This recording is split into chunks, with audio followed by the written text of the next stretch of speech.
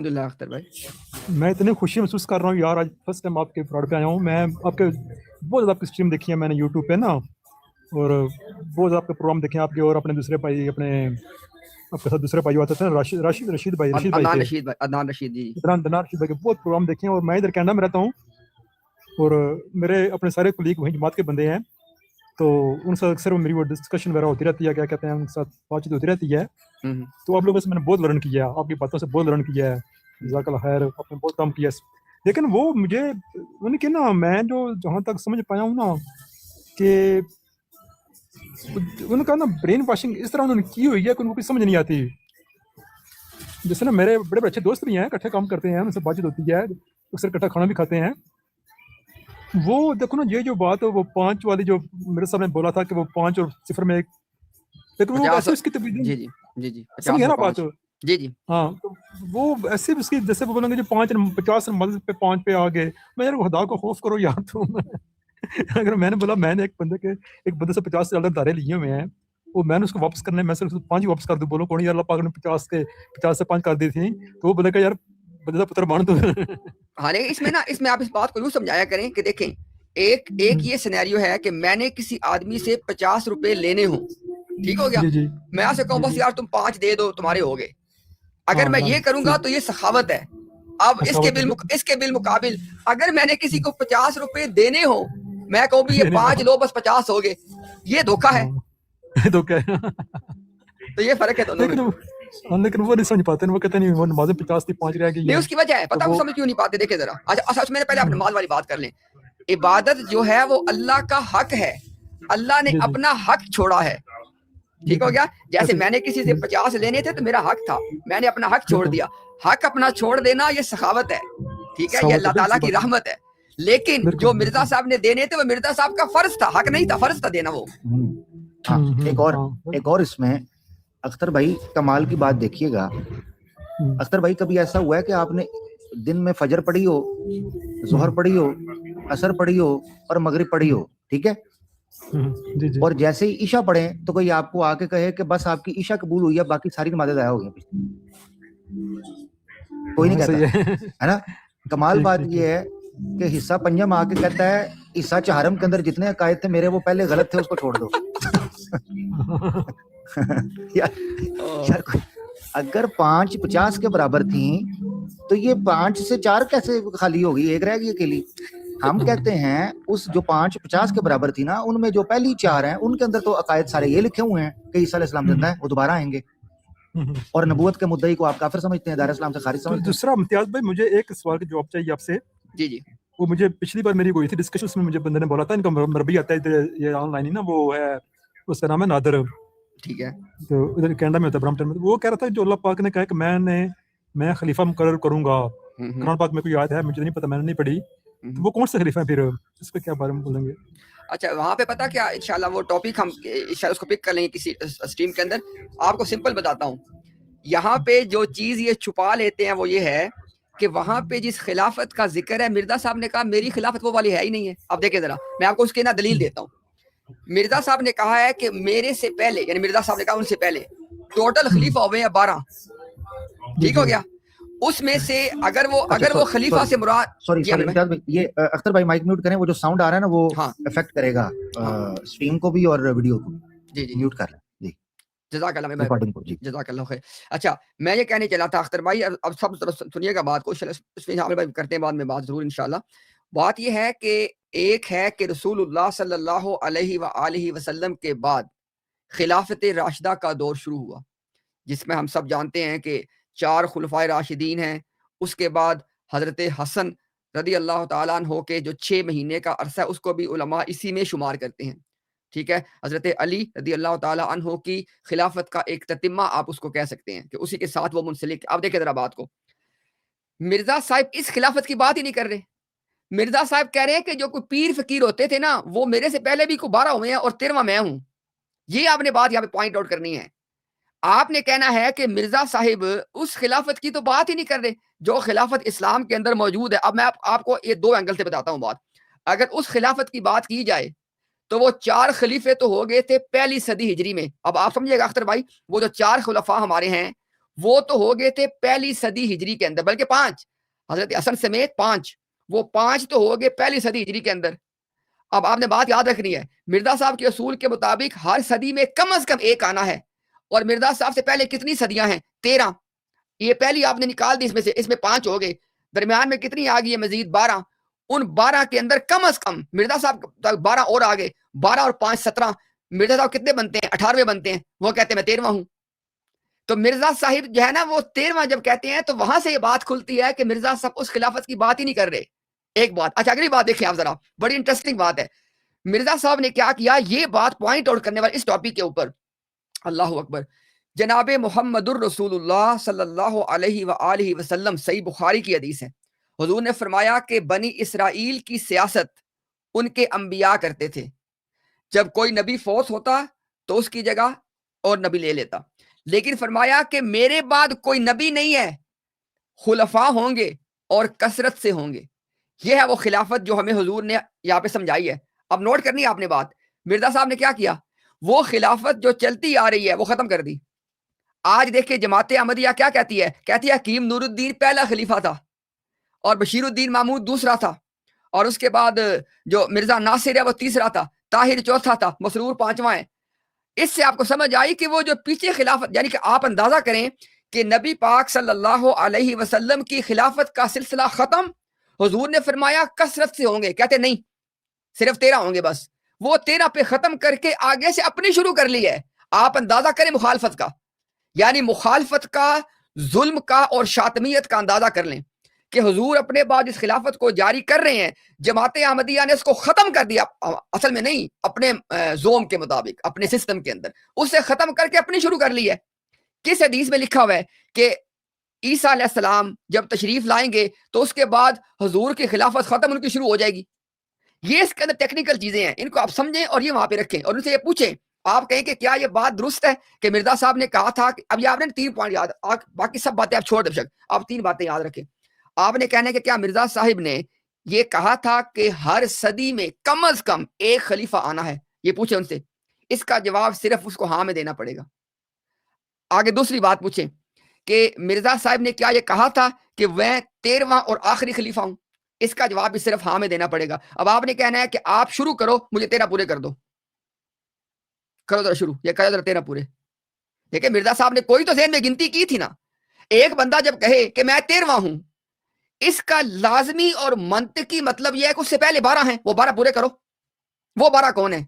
अच्छा, अगर वो 12 पूरे, आप उन 12 का नाम भी नहीं बता सकते, तो मुझे बताओ कि मिर्जा साहब में कौन से सुरखाब के पर लग गए थे कि पहले 12 के तो नाम भी जानने की जरूरत नहीं है, और मिर्जा साहब पे ईमान ना लाओ तो मुसलमान ही नहीं हो। ये क्या बात थी? जब मिर्जा साहब खुद को 13वां कह रहे हैं तो पहले 12 कहां गए? वो कौन है? उन पे ईमान क्यों नहीं लाना? तो ये अख्तर भाई इसके अंदर झोल ही झोल है, झोल ही झोल है, इनका कोई ताल्लुक उस खिलाफत से नहीं है। आमिर भाई अगर इसमें आप मजीद कुछ ऐड करना चाहें तो।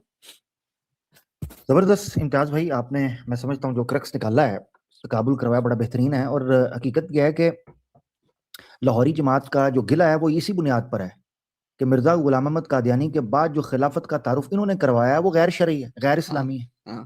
तो ये यानी आप अंदाजा करें कि ये इतना बड़ा ब्लंडर था जमात की तरफ से कि खुद इनमें 2 गिरोह बन गए। यानी ये भी एक बुनियाद है। दूसरा ये है कि साफ मालूम होता है कि मुसलमानों में जो खिलाफत का एक सियासी तसव्वुर था और सल्तनत जो मुसलमान है उसके अंदर जो शरीयत के निफाज के लिए एक पूरा मैकेनिज्म था, चूंकि आपको पता है कि ये चाहते थे कि मुसलमानों को ए पॉलिटिकल किया जाए, नॉन पॉलिटिकल, और मुसलमानों के अंदर उनको इनएक्टिव किया जाए कि वो कोई सोसाइटी के अंदर रोल प्ले करें एज शरीयत के निफाज, ए नहीं कि वेलफेयर नलका ला दो, पानी पे आ दो, इन्होंने समझे। पूरा कमाल बात है कि कुरान में 1400 साल पहले कहा था कि तुम इनको खाना शाना खिलाना अफजल समझते हो, अल्लाह के रास्ते में जो निफाज है दीन का वो किधर चला गया? अच्छा, खुलाफा का तसव्वुर ये था कि जब उनको तमक्कुन फिल अर्द अता किया जाएगा वो शरीयत का निफाज करेंगे। इन्होंने पूरा तसव्वुर बदल के रख दिया।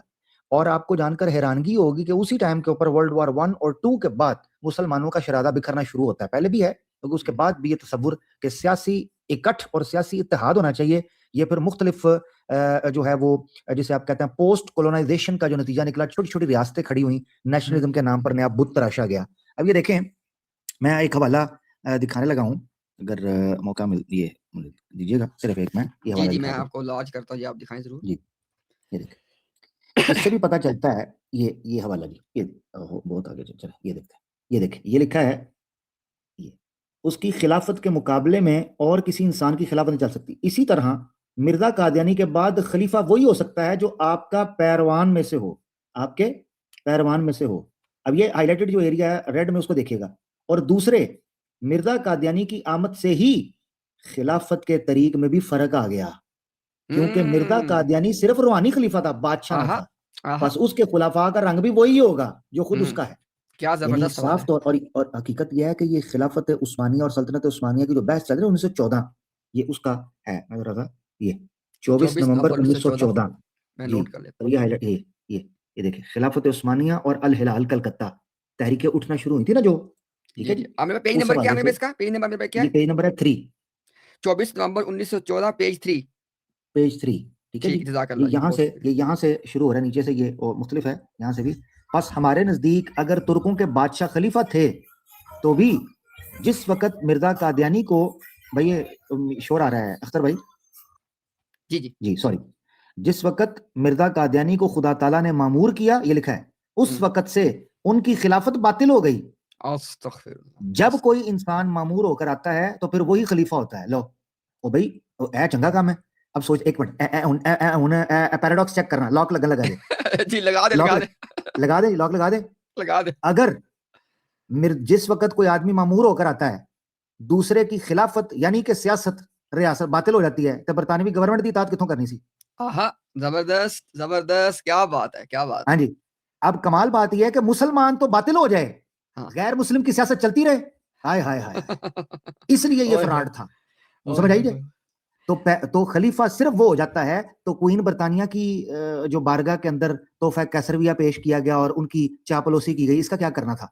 ये है मसला हमारा इनके साथ कि इन्होंने सियासी तौर पर मुसलमानों के शराजे को बखेरने के लिए उनके कट को, जो इनके इंटरेस्ट में था कि उनके कट को किसी तरीके से खत्म कर दिया जाए, और ये तस्वुर पेश किया गया कि खिलाफत का तरीक ही बदल गया, नाउज़ुबिल्लाह। अब मुझे बताएं, ये जो आप इम्तियाज भाई कहते हैं, एक मिनट भाई जुमला मुकम्मल कर लूं भाई, फिर आप कीजिएगा, मैं खामोश हो जाऊंगा। इम्तियाज भाई जी, वो जो आप कहते हैं कि अभी थोड़ी देर पहले बात चल रही थी, तो नसख और किस चीज का नाम है? मंसूख। यानी ना सिर्फ ये कि रसूलुल्लाह सल्लल्लाहु अलैहि वसल्लम के इख्तियारात और अहकामात के ऊपर इसने नकबजनी की है, बल्कि आपके बाद जो खुलफा राशिदीन का तरीक या खिलाफत का जो एक तसलसल था, इसने उस तरीक को भी बदल कर रख दिया। और नसख किसे कहते हैं? बहुत शुक्रिया। अच्छा आमिर भाई अख्तर भाई को लेने से पहले जरा लॉक को मजीद उसमें एल्फी डाल दें। जी आमिर भाई, मिर्जा गुलाम कादियानी ने और उसकी जमात ने कहा कि मिर्जा साहब के पास जो खिलाफत थी वो तो थी रूहानी, ठीक हो गया, आपने हवाला दिखा दिया। अच्छा, फिर वो जो असल थी सियासत वो किसके पास थी? मिर्जा साहब ने कहा कि जिस हुकूमत का हदीसों में जिक्र है, जो कायम होनी है, आदिल हुकूमत, उन्होंने कहा वो अंग्रेज की है। ये देखें, ये डिवाइड करके पीरी फकीरी अपने पास रख ली और वो दूसरी उनको दे दी। अब देखें, अब हमारे अदनान रशीद भाई ने, आमिर भाई, अल जजीरा पे कोई बंदा अभी सर्च कर ले जाके, आप जाके लिखे 100 मिलियन डेथ्स इन इंडिया, उसी वक्त आपके सामने गैर मुस्लिमों का लिखा हुआ रिसर्च आर्टिकल आ जाएगा जिसमें बताया गया कि जो ब्रिटिश राज और उसकी पॉलिसीज थी वो डायरेक्टली रिस्पॉन्सिबल थी for 100 million death in India. Mirza Ghulam Qadiani क्या कह रहा है कि वो हदीसों में जो आदिल हुकूमत कायम होनी थी ये इनकी है। ये ले जी, अख्तर भाई आपका कोई इस पे कमेंट है तो आप रखें जरूर। थैंक यू वेरी मच, जज़ाकल्लाह खैर, बहुत अच्छा आपने एक्सप्लेन कर दिया। अच्छा, दूसरा मुझे पूछना था, जो वो है ना, जो कहते हैं ना कि वो जो किताबें उन्होंने शाया नहीं की थी, उसके लिए मिर्जा बशीरुद्दीन ने कहा था कि हमारे घर पे वो मवाद पड़ा हुआ था और कहीं जल गया था, इस तरह कोई बात लिखी है फजल में? हाँ, अब देखिए यहाँ पे आगे दो चीजें।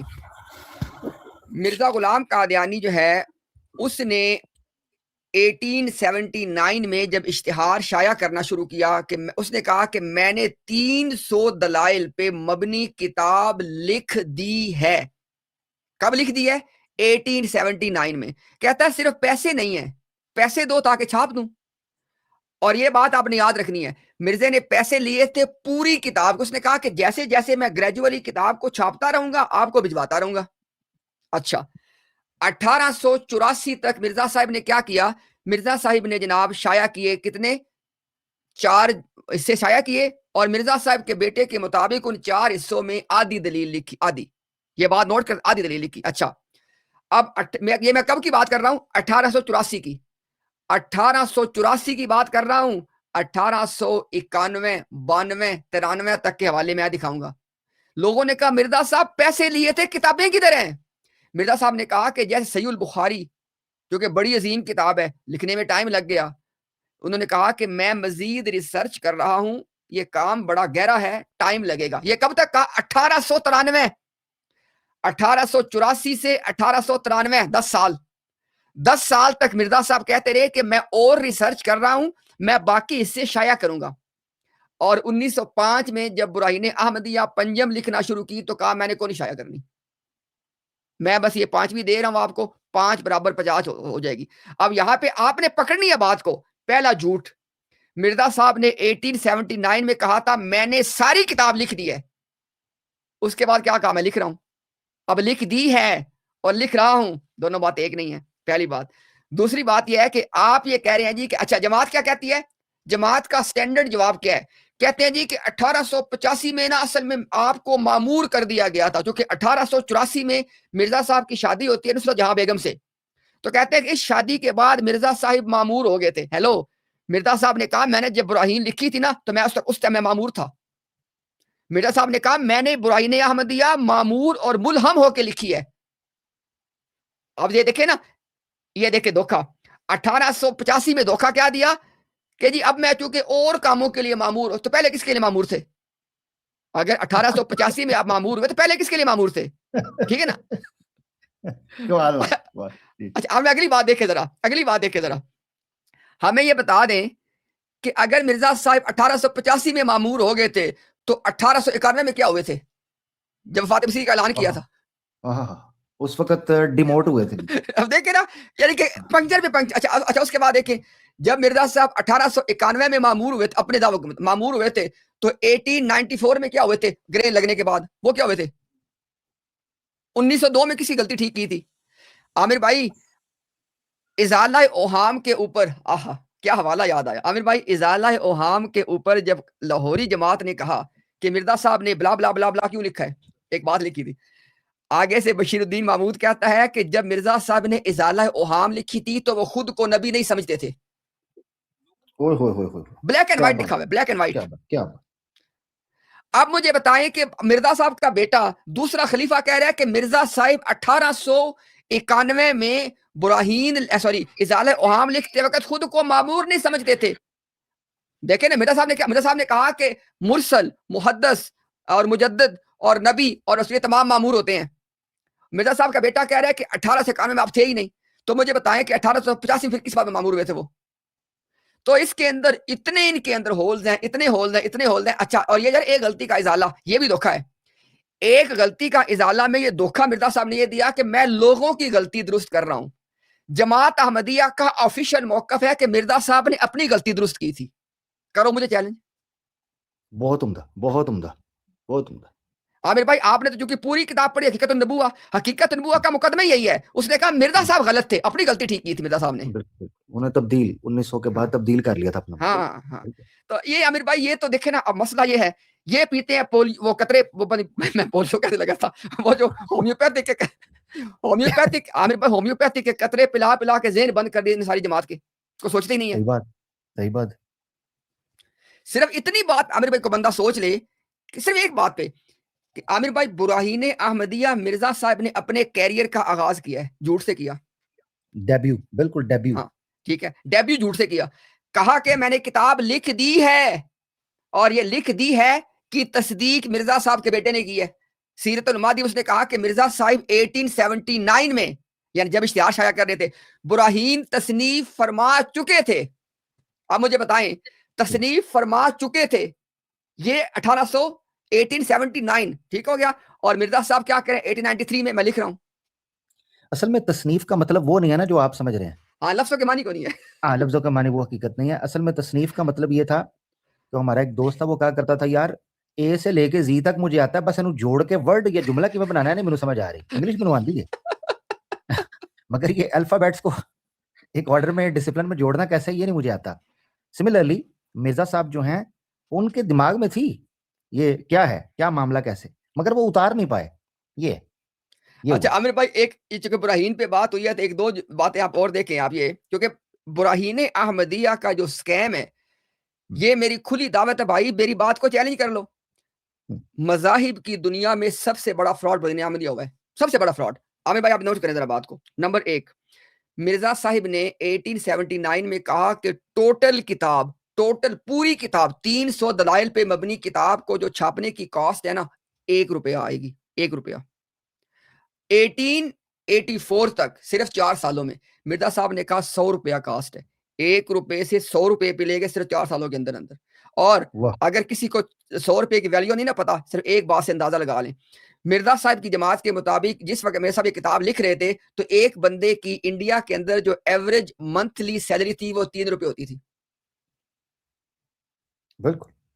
यानी देख आमिर भाई 3 साल की सैलरी के बराबर। अब मुझे बताएं कि एक बंदा कह रहा है कि मैं दीन की तजदीद पे किताब लिख रहा हूं, लेकिन कहता है किताब कितने की है कि जितनी एक एवरेज बंदे की टोटल सैलरी है 3 साल की, वो किताब कौन लेगा? ओए होए होए। और मिर्जा साहब ने ये लिखा हुआ है हकीकतुल वही में कि जिस वक्त मैंने ये काम शुरू किया था, मिर्जा साहब कहते हैं कि मुझे खुद की हालत पे गौर करके ये भी यकीन नहीं था कि मुझे को मंथली 10 रुपए भी देगा। लो ये बात लिखी बिल्कुल। ठीक है, 10 रुपए भी देगा, मगर किताब छपवानी है 100 रुपए की। अब मुझे समझ आती है कि सिफर का फर्क क्यों कहा, उन्होंने सिफर लाने ही बड़े थे ना के। लाने बहुत थे बिल्कुल। हाँ। अच्छा अच्छा, उसके बाद आमिर भाई आप ये देखें कि हमें कहते हैं जी कि मिर्जा साहब ने सूरह यूनुस की आयत कोट करके कहा कि मैंने तुम में एक उम्र गुजारी है, क्या तुम गौर नहीं करते, अकल नहीं? ओ खुदा के बंदो, मिर्जा साहब ने कहा जब मैं बुराईन अहमदिया छपवाने के लिए जाता था, मुझे दुनिया में एक बंदा भी नहीं जानता था। जी जी जी जी बिल्कुल। ये मिर्जा जी। साहब के अल्फाज हैं, कहते हैं कि किसी को पता ही नहीं था कि गुलाम मुर्तजा का भी बेटा है। बिल्कुल अब आमिर भाई जिस आदमी को धरती पे कोई जानते ही नहीं है, वो कहे जी कि मेरे किरदार की माजी की गवाही लोगों से ले लो। ओ भाई दो बात, ये आमिर भाई पैराडॉक्स है। यानी एक बंदा कह रहा है कि मेरे माजी की गवाही सोसाइटी से ले लो, एक स्टेटमेंट। साथ ही वो बंदा कहता है कि मेरे माजी को कोई एक बंदा भी नहीं जानता, निकलो इसमें से। जानते बिल्कुल, उसने तो कहा बात बिल्कुल है ये यार। कहा। और ब्राहीन अहमदिया तक इवन, यानी जैसे आपने कहा कि छुपाने के लिए जाते थे, ब्राहीन अहमदिया में ये इशारे मिलते हैं कि मिर्जा साहब कहते हैं कि मैं तो गुमनाम था, मुझे तो जानते कोई नहीं था, मैं गुमनामी के गड्ढे में पड़ा हुआ था जी जी और मैं गुमनाम ही रह जाना चाहता था। अपनी आजिम के सारी इस अंदाज में पेश किया है कि मैं तो चाहता था मुझे को पहचाने ना, मगर मुझे अल्लाह ने, यानी मिर्जा साहब के बकौल, उनको अल्लाह ने उनको इल्हाम किया और चार जानिब उनकी शोहरत फैल गई। वो कहते हैं ये तो मेरा मौजज़ा जी है। अब जी देखें, दो चीजों में से एक चीज है, अगर मिर्जा साहब को पहले कोई जानता था तो ये निशान कोई नहीं, क्योंकि हाँ लोग तो पहले जानते थे। निशान तभी बनेगा ना कि पहले एक बंदा गुमनाम हो और बाद में मशहूर हो जाए। हाँ।